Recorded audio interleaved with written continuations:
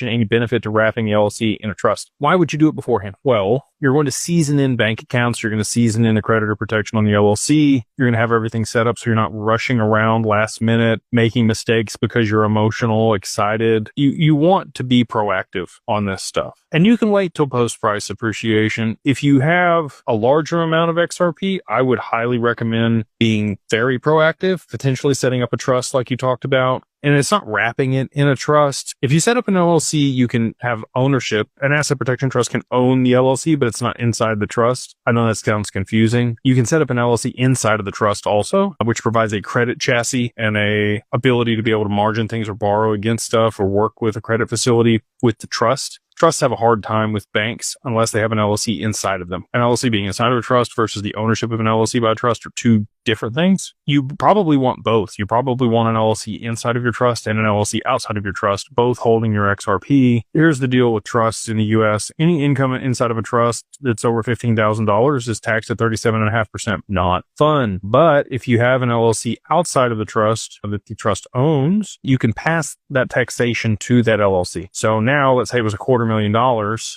Instead of being taxed at 37.5%, now you're at like 24%. And you can still use all the things at the LLC level to be able to mitigate taxes, so other expenses to be able to, have write-offs against that income. And if you're generating additional returns on the assets inside that LLC and inside the trust, you can use those returns in the LLC to pay for those taxes, or you could have to sell off a portion of your XRP there, but you're compounding XRP inside the trust at a faster rate. So it's a way of like over time transferring the XRP inside the trust. It's not exactly that way, but it's through a tax mechanism and compounding. So again, there's a lot of benefits to doing it that way. Some people may or may not want to complete the gift. There's 3 different types of protection that you get for trust. You get, an asset protection trust gives you creditor protection, probate protection, and there's also, potentially gifting out of your taxable estate and making it non-grantor or grantor in that transition. Again, I know enough to be dangerous. We work with tax attorneys and estate planners that are the best in the business on this stuff. Pitfalls from setting it up post-price appreciation, making mistakes, rushing around, not having a bank account that's seasoned in.